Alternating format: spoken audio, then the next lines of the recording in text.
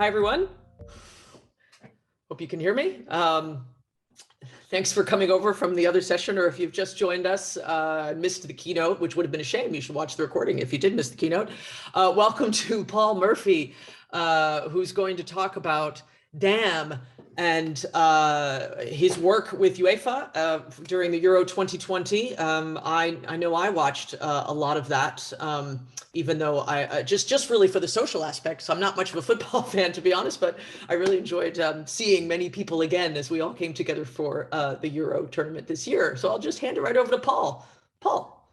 Hi, Teresa. Thank you very much for the introduction. It's an absolute pleasure to be back at DamFest Europe. Some of you may have seen me speak last year, and I'm delighted to be back. And what an act to follow from Matt for the opening keynote. A lot of people think that I have a very cool job because it's DAM in football, but it is an incredible job, especially working with Johnny Marr and that Manchester music scene. So then what I'm going to go through today is just about how UEFA operated its DAM at UEFA EURO 2020, a football tournament that took place this summer after a one-year postponement.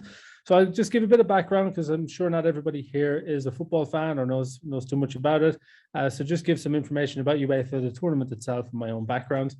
Then our preparations for the Euro, what we did in terms of our DAM, and then around the content production planning, the execution itself during the tournament, and our lessons learned. So first of all, what is UEFA? It is an association of member associations. So we have 55 football associations all across Europe that are members of UEFA. And we are the governing body, European football, and organizer of competitions and events, most notably UEFA EURO, which happens every 4 years. We have Women's Euro, and you may know us from club competitions like Champions League, Women's Champions League, and UEFA Europa League, and the new Europa Conference League. So then just on myself and why I'm here. So I have a newspaper background, then I went into a sports photo agency and then into the organization at UEFA to bring DAM principles to UEFA. Spoke at last year's conference about the entire journey when I joined UEFA in 2013 up until our plans ahead of the tournament. And I've also got some DAM articles in some journals and as well appeared in some podcasts. So you may be familiar with me from those as well. First of all, then, DAM is structured at UEFA, and how is it? We have 3 different areas with different instances of DAM. We've still images, which is my area. We also have video. We have a tool for broadcasters, which manage our broadcast video, and we also have a brand assets portal. And we have strategic reasons in the organization to have those operate separately, but we have many users and stakeholders that retrieve assets from all across all of them. So I'm going to talk about still image DAM, and how we built it on automation and integration principles, and how we created a formula for success at Euro 2020.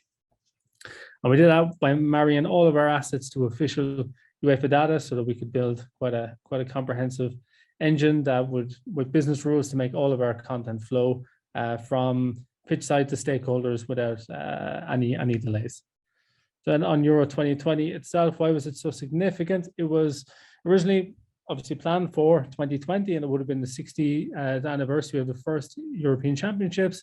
And it was then a celebration of Euro and was spread out all across Europe. And it took place in 11 host cities across Europe. It was the first time the tournament didn't take place in just one single country or two countries as it has in the past. So it was pan-European, and of course it was affected like everything by the pandemic. We saw a postponement of the tournament, and we saw fans returning to the stadiums as well for the tournament, which was a major step in getting back to some level of normality in football.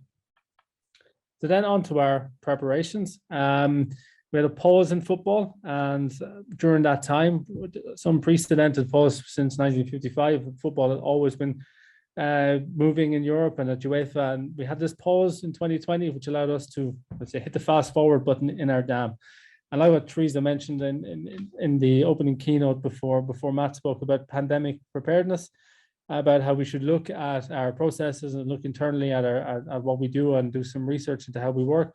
We spent a lot of time in 2020 doing that. We started to look at our data sources and started to mine what was useful to us, what was important to us, what we weren't working with that we should possibly be working with, what aspects of the business that weren't being serviced properly, or do the research into every single stakeholder, every single asset, why we're doing certain things, why our processes work a certain way, and just try and, change things up a bit. So we use it as a good opportunity to, change everything, look at our business rules, see what could be enhanced, and overall look at the user experience for everybody. And as well, we implemented some AI tools that gave us a bit of breathing space to do some development. So we brought in some facial recognition, which is very useful for us because we spend time doing photo shoots with all the players at this tournament. And of course, then we got to train a model. We do various different poses in the photo shoot. So we train our model with all our faces. So when all the match action, our trainings and press conferences were coming into our system, images were automatically tagged with player IDs that were then integratable with our other systems because we have a unique identifier for every player, and that was automatically tagged in the metadata. But if we look at how we were going to redevelop for our stakeholders, I was always reminded of this quote from Henry Ford when I was looking at it. If we asked our customers what they wanted, they'd just ask for a faster horse. So we took that approach, kind of going that, okay, we know our stakeholders, if we asked them what they want, they would just say, oh, we want this tag to appear over there. We want the filters to be more like this, more just small little tweaks and changes. Whereas we wanted to look at it a bit differently and take a different approach where we wanted to see how it works for them, see what their entire journey was for how they were using our assets and what the requirements were, why they were requiring certain things, why they asked for certain types of assets, and just see what their entire digital journey would be. And then we tried to, give them the car rather than just a faster horse. So rather than just nice quick fix, really, really give them something exceptional to work with. And of course, to do that, you have to look at DAM theory versus practice. We have the perfect world DAM. I mean, I attend a lot of conferences like this, and I've done some courses with Henry Stewart events and attend a lot of webinars. And, we had very, very good, very, very incredible information about how DAM should work and how we should implement DAM in our organizations. But of course, real world DAM can be quite different. You have legacy systems that don't really take integrations quite well, not ready for good APIs or whatnot. And, these limitations create good opportunities as well, because you get to really look at how your organization is using assets, how your stakeholders internally and externally are using assets, what their digital experience is, and then seeing, okay, there is a limitation here. It's going to take a manual process. Okay, then I need to plan for that. And that that's going to be part of your workload. Rather than making it something that's annoying or something that's going to really bog you down with extra work, that it's there. Maybe there's an opportunity in there as well to bring in some other connector or something else. Maybe it's for us, the facial recognition tool really helped with certain things with our headshot processes as well, which also had a limitation. So it was, there are opportunities there, and if you take the time to look at it, you can really come up with some unique things. So that internal research becomes a key to success, and it really is now about investing the time into that research, looking at everything that you do as an organization or as a company or a brand, and see, are you doing things right, or is it just doing things that you always did it and that's how it's developed? Maybe shake things up, and you can come out with some great opportunities. Speaking of opportunities as well, I work in DAM. It's a normally an office-based job. I go on site for tournaments and things to work with photographers. My job does take me to interesting places. I do have some incredible opportunities, and as I look at this picture, I can't zoom in, but I'm actually in that balloon. So as a DAM administrator, you can go to some strange places like hot air balloons.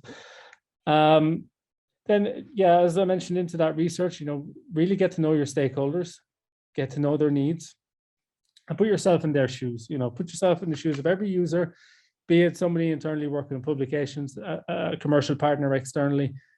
Get to know really why they ask for something, or when they ask for it, and what they really need for it. Really ask the questions. Is that for internal presentations? Is it for an ad campaign? Is it for whatever? And when do they need it by? Is it really, a lot of stakeholders ask, I need the picture straight away. I often joke with people, we need it before it's taken.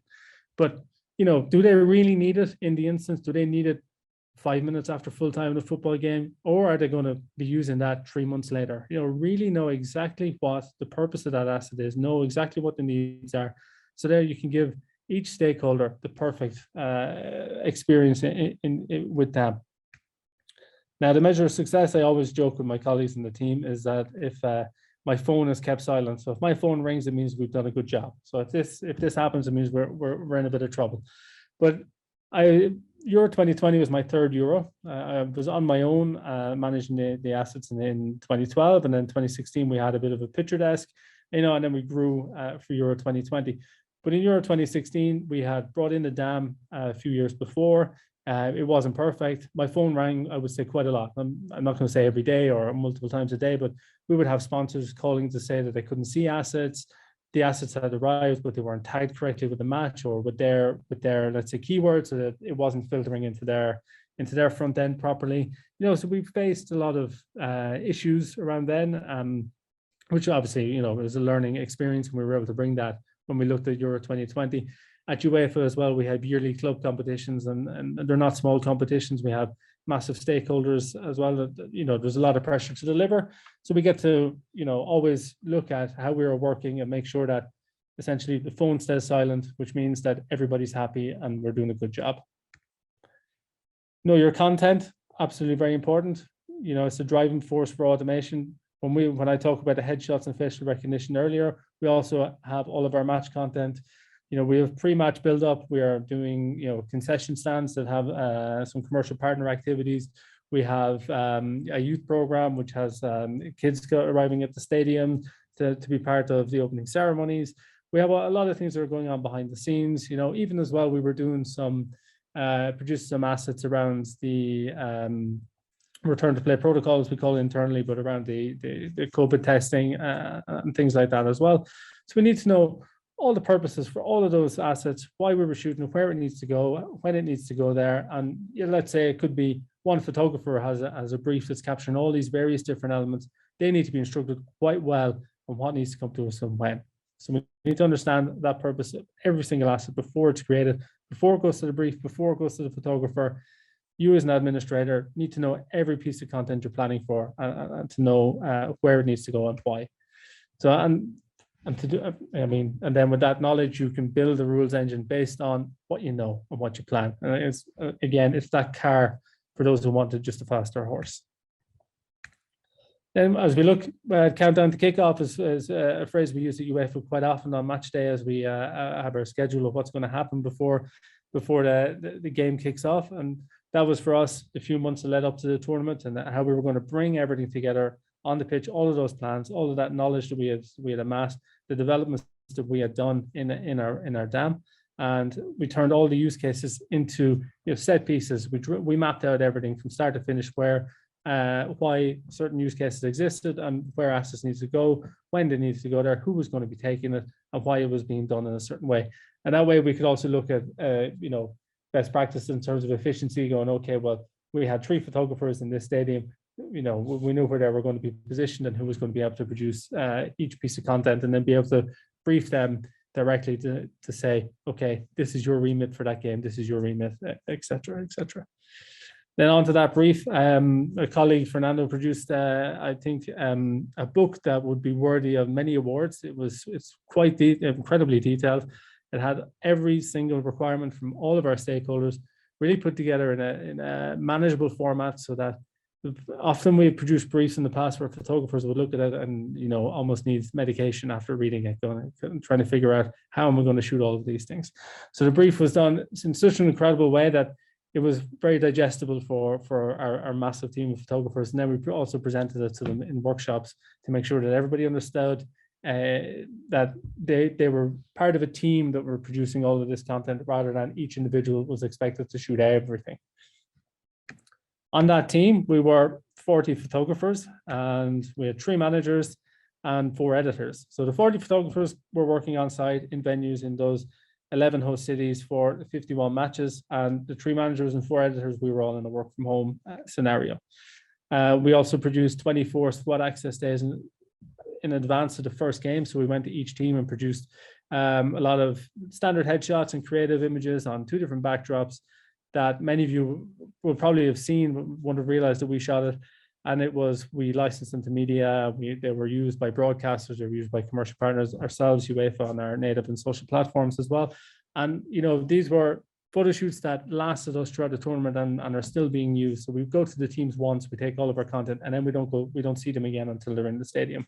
So it's kind of our way of just doing one session for photography with teams, and then we leave them alone to get on with the tournament. And from the tournament, we have so far over 200,000 assets been delivered and accessible in our dam, which were all tagged with official data, and they were automatically done. So there was no manual processes from the managers and editors, from those 7 people. There was no content approval processes or anything like that. We had everything coming in through business rules to be tagged automatically, for permission sets to be put in correctly, because quite frankly, to get those 200,000 assets done manually would have been an absolute mountain of work. And there was no need for it when we understand the content, when we understand our stakeholders. We know how we can build those rules to deliver everything in a live way. And into that, as a productionist deployment of the teams, the photographer, I think that's shot in Budapest, and there was a lot of moving pieces involved with our planning. You know, our original plans for 2020 and 2021 were quite different. We didn't have 40 photographers in our original plan, because we had photographers obviously who were going to travel from venue to venue. Of course, this wasn't possible for us in 2020-21 coming out of the pandemic, and with the needs of testing and restrictions of entering countries, we ended up deploying teams of photographers to each stadium, and that's where they would work, and they wouldn't be traveling to other venues. So of course there were a lot of external forces and challenges at play for Euro 2020 to overcome, for it to be successful. But thankfully, internally for our dam structure, we had everything kind of well prepared. And as well, on our output side, it's always important as well to know that not all assets are created equally. Where does everything need to go, and when does it need to go there? For example, this picture of Cristiano Ronaldo and Kylian Mbappe was taken by, I think, the photographer actually that was in the earlier picture in Budapest after the Portugal-France game. And of course, we know that this is a very important picture for our editorial teams. You know, UEFA.com would have loved this in the match pages. Our social team would have used this picture quite well, but also we needed this picture to go to the players themselves and the team. So Portugal would have had access to this picture automatically, so would France, and therefore the players themselves, Cristiano and Kylian, would have had access to those images to post on their channels and for their fans. Of course, as well, then all of our commercial partners would like to have pictures like this as well. So we have these pictures tagged with the partners that are involved, and our broadcast partners would have also seen this in our dam. Then to connect all the dots, you know, it's just a few areas: the dam into the CMS, the teams and players that I mentioned, you know, social team, we have images going to media, we have social media toolkits and other graphic platforms. They're just some of the things that are connected to our dam, and you know, we had to figure out ways that, as part of that automation, to make sure that once an asset comes in, it's going to the right people. We couldn't have people manually going through those 200,000 assets to make sure, okay, can the guys working with the graphics toolkit access that asset? Can the teams access that asset? We needed to know that everything was working before the tournament started for kickoff. So all assets had to be delivered where relevant, with speed, accuracy, and absolutely seamlessly. And of course, keeping my phone from ringing. Thankfully, the hard work was done when we got to the tournament. When everything kicked off, we had done all of our preparedness. We had done our research in 2020. We had got to know more our users, got to know more the needs, and we got to know more as well the limitations and how to overcome them, what opportunities they presented. Set up that business rule engine, keep the phone silent, and it led to a very, very successful tournament for us. I just give kind of a day in the life of what it was like for us.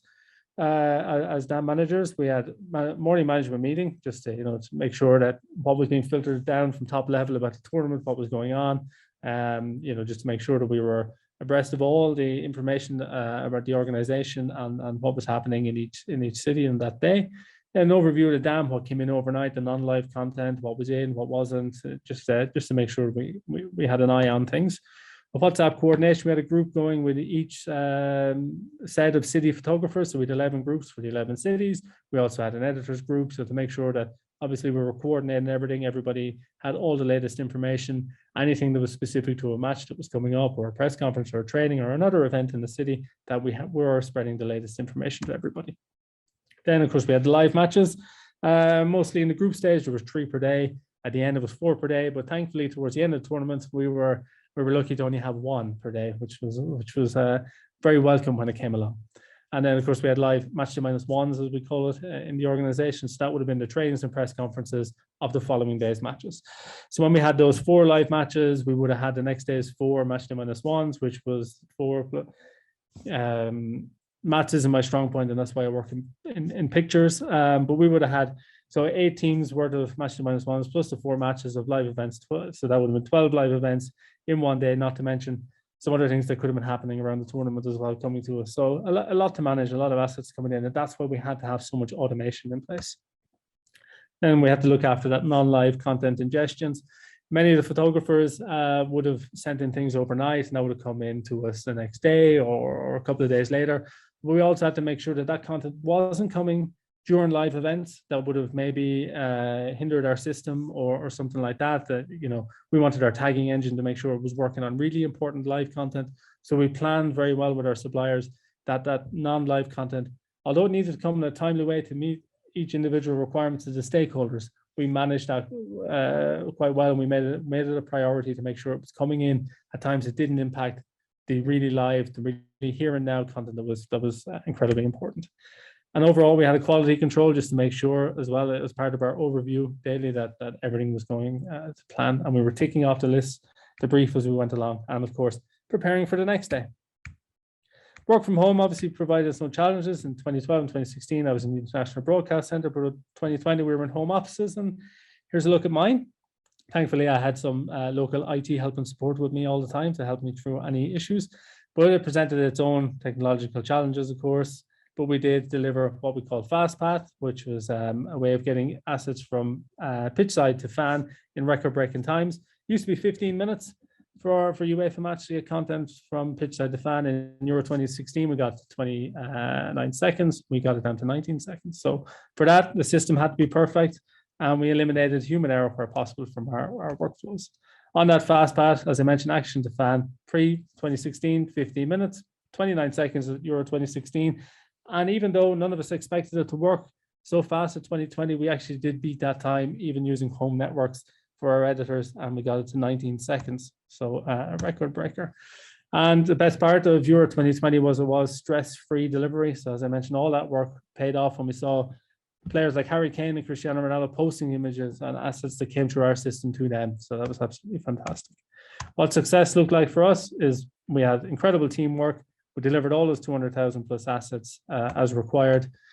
We were faster in some cases than your TV or your stream. I had a case where I was waiting for a kickoff of a game. I had my stream on my tablet from the local broadcaster here in Switzerland, and the kickoff image was appearing on UEFA.com before my stream had even started. So the challenge for UEFA 2024 is to have the assets published before they're even shot. No, but here's some examples. Broadcasters use this. There's the BBC set. I had some pictures from our photo shoots. We saw many media outlets use it, players, teams, and our own UEFA channels. And then looking ahead and with our lessons learned, Women's Euro next summer, and of course Euro 2024 fast approaching. We were ready to evolve for 2020, and we did, and we want to continue that pace. We don't want to stop now and think, okay, we have this great dam. We don't want to stop now. We want to keep moving and keep that automated and integrated approach going. What I would ask everyone to remember, and I said this last year, and I know it's almost a quote from Paw Patrol, which is a big hit in my house, this cartoon with sort of superhero dogs. No job is too big in DAM, and no DAM administrator is too small. Really, when you look at a job, we can take on anything and achieve it. And when you're looking at making changes in your organization or upgrading your DAM, don't reinvent the wheel, but make sure your tires are pumped. And then we found this formula for success, Euro 2020, and now we know it's scalable and also attainable for our other competitions, our other events. And I know we can achieve great things in the future. I added this picture because I really like it. This is taken after the final of Spinucci, and he's, I hope, maybe he's on the phone to his family to talk about his success, what it feels like to win. I know straight after this call, I'm going to be probably talking to my wife, just a debrief on it. I know she's going to be asking me about Matt's call from earlier because she's a huge Smiths fan. But, this shows as well the access some of our photographers had, which was really great. I'll leave my contact details on the screen as we finish up. I'm not sure if we have much time for Q&A, but I will be in the Meet the Speaker lounge straight away. We would always like people to reach out to me to discuss things, and as well, if there's ever any opportunities we have for people to help out with our DAM and deliver these tournaments, then, please feel free to get in touch. Thank you, Paul. We do have about 5 minutes, 6 minutes for questions. There has been a lot of banter as well from those joining us from Italy, kind of rubbing it in with the English. So Good. in addition to the Q&A, there's a little bit of teasing going on in the thread. But let me just fire a few questions at you. Somebody asked about the need to really do these things quickly and like upload these images quickly. So how did you architect the dam for high-speed upload? This is a question I've gotten a lot recently from clients. So I'm curious what your answer is in terms of file acceleration and speed. Yeah, so I mean, in industry standard in photography and in sports photography is to deliver with FTP. So we have everything, all the cameras, professional cameras will deliver by FTP. I know IT colleagues aren't often very keen to use FTP. Maybe it's not the most secure. There are issues around it, and people want you to use, let's say, buckets with cloud providers and things like that. But it's often very complicated for the cameras to do that. So for me, it's important to work with the technology that your supplier is using and adapt to that rather than try and force something on them. Because if you try and force something on them, for me, already you're going to start losing some of that speed. So you need to work with what they work with. And thankfully, I'm from a sports photo agency background, so I had that kind of practice in mind as well when I came to UEFA. And it was one of the things that I really made top priority in our dam when we created the first one, that FTP ingestion had to be very important. And when it landed on the server for the dam, it had to be ingested immediately. Yeah. And then we based all of our business rules on the metadata that was coming as part of that. So in camera, photographers can have certain fields of metadata applied. And for our matches and the trends and press conferences, there was a unique identifier, like a job identifier code. Transmission reference is the IPTC term.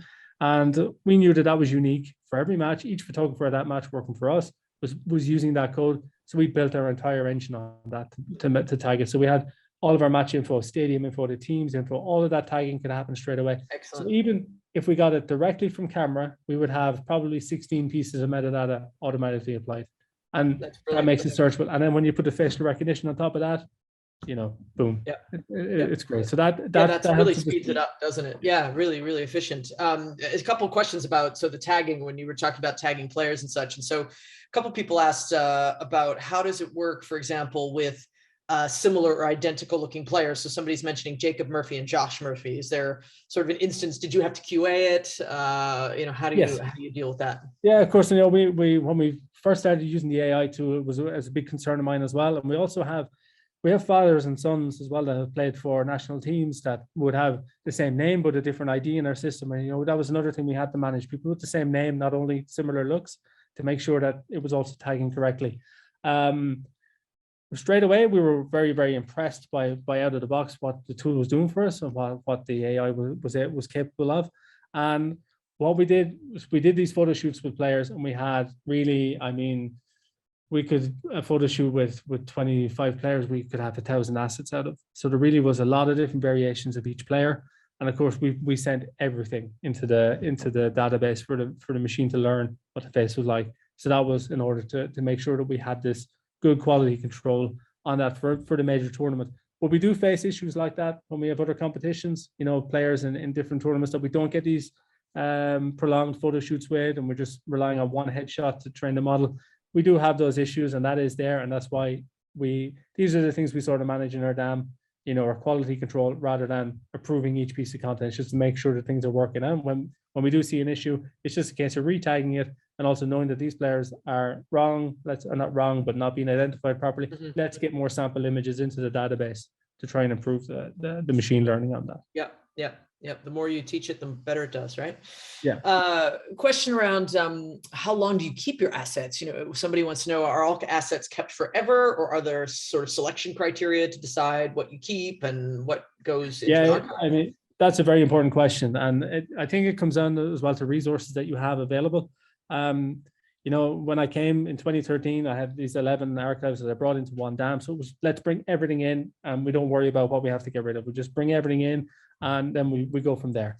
And then during that pause for football in 2020, when we had all that work, we were doing the research, me and the guys, we removed 1 million assets from our system that we found totally irrelevant to us, that had come over the years from legacy deals with photo agencies that were domestic league football that weren't UEFA competitions. Why were we storing these assets? So we actually removed 1 million assets in that time. And then looking ahead at the future, we are hoping to implement some offline archive scenarios that look at what doesn't need to be kept. We have a lot of operational photography, TV cabling, TV cameras, and things like that from competition from many years ago. We now need to look at what's important and what we need to get to move on to offline archive, because maybe everybody doesn't need access to things like that anymore. But of course, if you get rid of something, you don't want to delete it, because sure enough, the day you delete it, you'll have 20 people come and going, hey, I remember something from 2009. I need that picture. And it's kind of amazing that, when you think about user-generated content in a DAM, and you have the players, that are contributing to your content, and I mean, you must have such a volume to be managing and going through. So it's your point, very important to decide what stays and what goes. I'll just ask one more question. If someone asks, do you feel that automation and standardization does it limit creative output in general? What's your opinion on that one? No, I don't think so. I mean, it's one of the things that I briefed the photographers at Euro to do.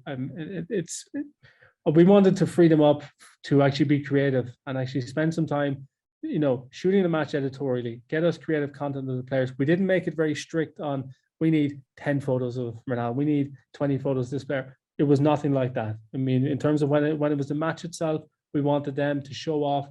They're the top professional sports photographers in Europe. We wanted to showcase their work, have them shoot for us and showcase their work and show off football and how they see it. But we knew as well, from our automation, match action would be delivered to certain stakeholders. So we were able to build our rules like that, but let the photographers, be creative, do the work that they want to do. And then, that kind of helps as well when you're doing the lesser attractive sort of work and ticking off briefs of all these other, operational things that you have to be there all day to shoot. But then when it comes to the match and it comes to the players and it comes to the showing off football, we wanted them to be creative. Great. Excellent. Okay, well, we are out of time, but Paul is going to be in the Meet the Speaker session, which is straight away. I think you're going to be moving to another room. So if you do have more questions for Paul, or if I didn't get your questions, I apologize. Feel free to go right into that other Meet the Speaker lounge. Next, we have 2 tech labs coming up with 2 very interesting vendors who have very interesting technologies. So feel free also to pop over there in a few minutes. We have Tenovus in track 1 doing Your Assets Have a Story to Tell. Are you listening? And in track 2, we have Celtra, who's doing Transforming Production with DAM and Creative Automation. So please join me in thanking Paul for his excellent presentation again this year. Thank you, Paul. Thank you very much. And we will see you all in the next sessions. Cheers. Thank you. Bye.